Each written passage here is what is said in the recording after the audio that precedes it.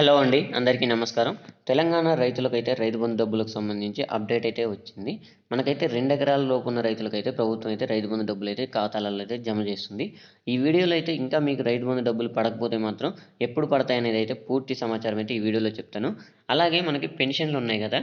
So, మనకైతే రూ. 4,000 ప్రభుత్వం అయితే పెన్షన్లు అయితే చేస్తుంది గదా! దానికి సంబంధించి కూడా అవి ఎప్పటినుంచి వాళ్ళ ఖాతాలలో వాళ్ళకెప్పుడు ఇస్తారనేది కూడా నేనైతే పూర్తి సమాచారం అయితే ఈ వీడియోలో ఇస్తాను. ముందుగా మీరు గనక మన ఛానల్‌కి మొదటిసారి వస్తే మాత్రం మన ఛానల్‌ని అయితే సబ్స్క్రైబ్ అయితే చేయండి. అలాగే ఈ వీడియో గనక మీకు యూజ్‌ఫుల్‌గా అనిపిస్తే మాత్రం ఒక లైక్ అయితే చేయండి. ఇంకా టాపిక్‌లోకెళ్తే మనకి ప్రస్తుతం అయితే ప్రభుత్వం రైతు బంధు డబ్బులైతే సో, వాళ్ళ ఖాతాలలో అయితే జమ చేయడం అయితే జరుగుతుంది.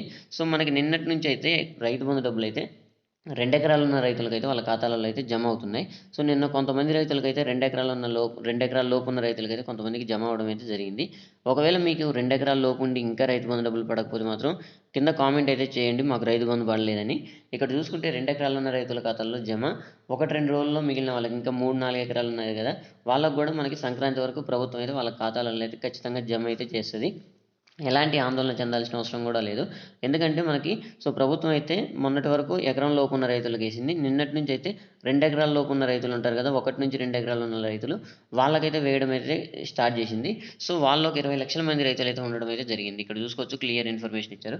20,00,000 మంది రైతులకైతే ఈ 2, 3 రోజులలో వీళ్ళకైతే వాళ్ళ ఖాతాలలో డబ్బులు వేసిన తర్వాత మిగిలిన రైతులకు గూడా మనకి సంక్రాంతి వరకైతే అందరికీ ప్రతి ఒక్కళ్ళ రైతులకైతే వాళ్ళ ఖాతాలలో అయితే పడతాయి.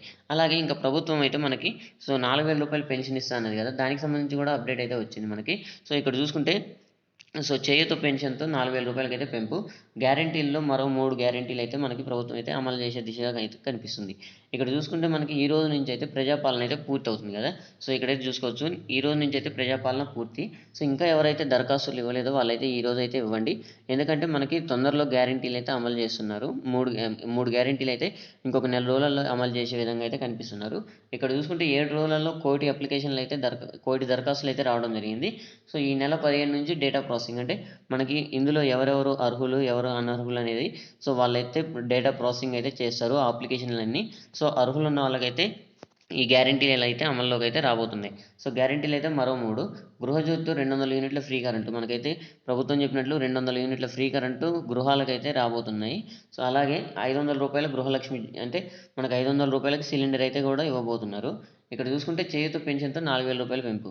సో, ఇవన్నీ డేటా ప్రాసెస్ చేసిన తర్వాత మనకైతే పెన్షన్‌లు గూడా సో, మనకి రూ. 4,000 పెన్షన్‌లైతే సో, లేటెస్ట్ పెన్షన్‌లైతే రాబోతున్నాయి. ఎవరైతే అర్హులున్నారో వాళ్ళకైతే సో, ఖచ్చితంగా ఈ రూ. 4,000 పెన్షను, అలాగే రూ. 2,500 మహిళలకన్నారు గదా! ఇవి గూడా తొందరలో అయితే ఇస్తారు అర్హులున్న వాళ్ళకి.